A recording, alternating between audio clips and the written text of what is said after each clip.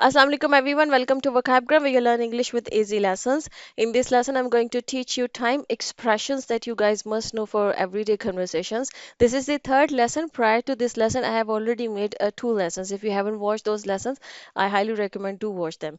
You will learn a lot, inshallah. So let's begin. Our first time expression is at present. At present means the current time, current moment. इस वक्त जिसको हम उर्दू में बोलते हैं, ठीक है?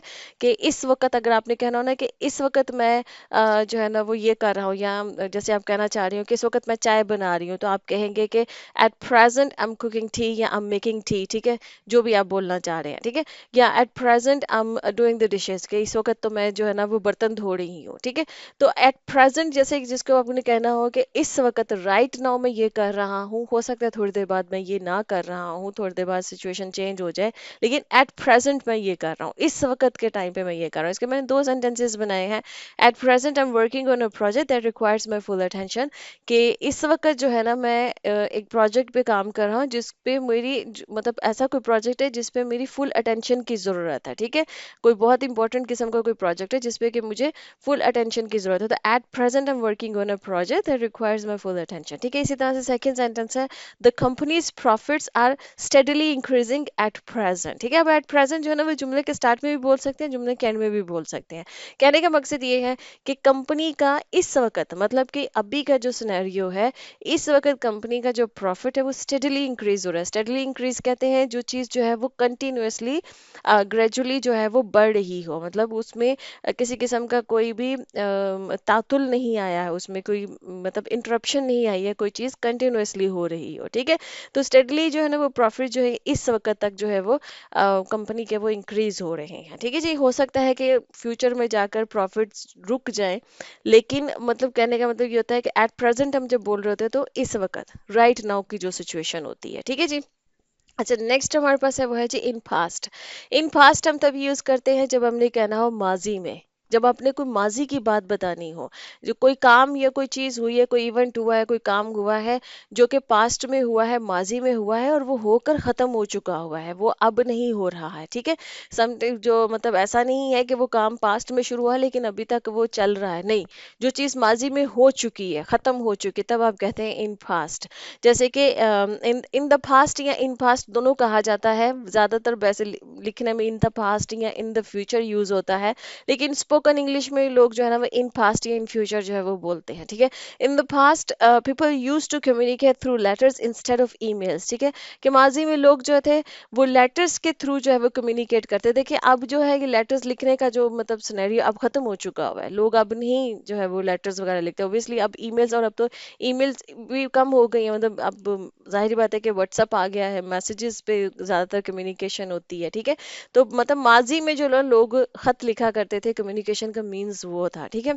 अच्छा जी, नेक्स्ट हमारे पास है कि I made many mistakes in the past but I have learn from them, ठीक है? कि मैंने पास्ट में बहुत सारी मिस्टेक्स की हैं, गलतियां की हैं, लेकिन मैंने उनसे सीखा है, ठीक है? अब वो गलतियां वो हैं जो इस वक्त तक जारी नहीं है, वो हो चुकी है, वो काम खत्म हो चुका, ठीक है जी? अच्छा जी, नेक्स्ट है इन फ्यूचर। इन फ्यूचर जो है इसका मतलब है कि आने वाले वक्त में, मतलब फ्यूचर में, ठीक है जी?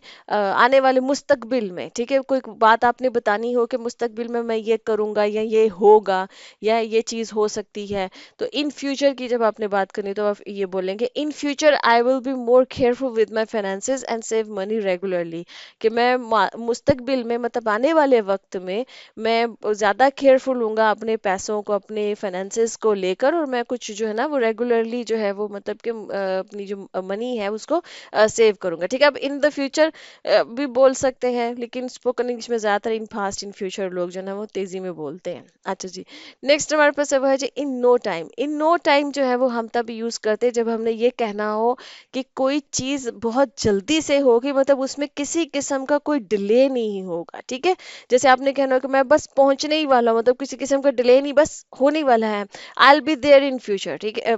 इन फ्यूचर कह रही हूँ, I will be there in no time, मतलब कि अभी बस पहुंचने ही वाला हो, किसी किस्म का कोई डिले नहीं है, ठीक है? जब आपने बताना हो ना कि बस घर के बाहर ही खड़ा हूं, मैं पहुंच चुका, तो ठीक है, तो इन नो टाइम, ठीक है, मतलब किसी किस्म का कोई डिले नहीं है। Don't worry, I will finish this task in no time, कि मतलब परेशान नहीं हो, बस मैं ये जल्दी ही इसको ख़त्म कर दूंगा, इसमें किसी किस्म का कोई डिले नहीं होगा, किसी किस्म की कोई इंटरप्शन नहीं होगा, बस ये जल्दी से ये टास्क जो है, ये काम जो है वो ख़त्म हो जाएगा। ठीक है जी। अच्छा जी, नेक्स्ट हमारे पास है वो है जी for the time being. For the time being हम एक्सप्रेशन तब यूज़ करते हैं जब हमने ये कहना हो कि अभी के लिए, ठीक है, अभी के लिए तो ये सिचुएशन ऐसे है, लेकिन ये फ्यूचर में चेंज हो जाएगी। ठीक है, इसकी गारंटी नहीं है कि ये इसी चीज़ में रहेगी। ठीक है, ये फ्यूचर में चेंज हो जाएगी। ठीक है, जैसे कि आपने ये कहना है कि अभी के लिए तो मैं यहीं पर हूँ, लेकिन आपको मालूम है कि थोड़ी देर बाद आप जो है ना वो जाने वाले हैं। ठीक है, तो आप ये कहेंगे कि for the time being I am here, ठीक है, कि अभी के लिए तो मैं यहीं पे हूँ, या I am staying here for the time being, मतलब अभी के लिए तो मैं यहाँ स्टे कर रहा हूँ, लेकिन आपको मालूम है कि आप फ्यूचर में जो है ना आप यहाँ से इस जगह, जो भी जगह पर हैं, आप वहां से जा सकते हैं। ठीक है, तो फॉर द टाइम बिंग आप यूज करते हैं जब आपने कहना हो कि अभी के लिए तो है, लेकिन फ्यूचर में ये चेंज हो जाएगा, आपको कंफर्म है कि ये चेंज हो जाएगा। फॉर द टाइम बिंग आप ये तब यूज करते हैं जब आपको मालूम है कि आपने फ्यूचर में ये जो सिचुएशन है ये चेंज हो जाएगी। ठीक है, जैसे कि आपने ये कहना हो कि I stay at my current job for the time being until I find a better opportunity. ठीक है, कि मेरी जो इस वक्त जिस जॉब पे मैं हूँ, अभी तो मैं यहाँ पर इस जॉब पे स्टे कर रहा हूँ या कर रही हूँ, फॉर द टाइम बीइंग कर रही हूँ, बस अभी के लिए कर रही हूँ, लेकिन जो ही मुझे कोई अच्छी अपॉर्चुनिटी मिल जाएगी तो ऑब्वियसली मैं अपनी जॉब जो है ना वो स्विच कर जाऊंगा। ठीक है, तो फॉर द टाइम बीइंग हम यूज करते हैं जब अपने कहना हो कि ये थोड़ी देर के लिए, अभी के लिए ये सिचुएशन ऐसे है, फ्यूचर में इसने चेंज हो जाना है।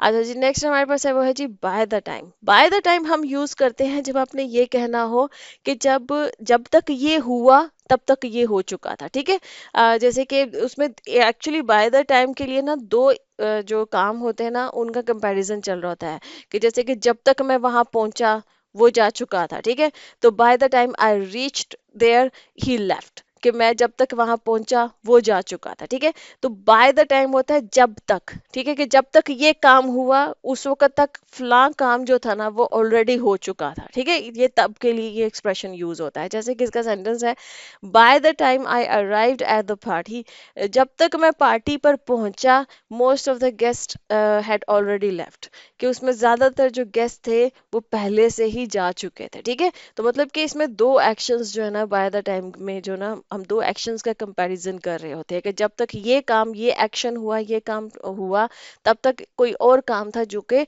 हो चुका था। ठीक है, जैसे कि इसका सेंटेंस जो नेक्स्ट है वो है कि by the time the movie ends it will be quite late. ठीक है, कि जब तक मूवी जो है ना वो खत्म होगी तब तक बहुत देर हो चुकी होगी, जबकि ये फ्यूचर का टाइम, मतलब कि इसमें टेंस है। ठीक है, हम फ्यूचर की बात कर रहे हैं, लेकिन फ्यूचर में जब तक वो काम होगा, वो काम पहला वाला काम कौन सा, मूवी के खत्म होने का, कि जब तक मूवी खत्म होगी ना तब तक देर हो चुकी होगी, तब तक मतलब कि दूसरा वाला जो एक्शन है वो मतलब कि हो चुका होगा। ठीक है, तो इसमें तब मतलब कि इसको जहन में ये रख ले, जब तक कि हम जुमले जो बोलते हैं ना, जब तक ये होगा तो फिर ये हो जाएगा, इस तरह के जुमले में हम बाय द टाइम बोलते हैं। ठीक है, नेक्स्ट हमारे पास है वो है जी एट दैट टाइम। उस वक्त जब हम बोलते हैं ना उस वक्त ये हुआ था, उस वक्त फलां चीज हुई थी। ठीक है, at that time I was in Karachi, at that time I was in London, या at that time I was in New York. ठीक है, उस वक्त जो है ना मैं फलां जगह पर था, या मैं उस तरह से था, या ठीक है, at that time I was not feeling well,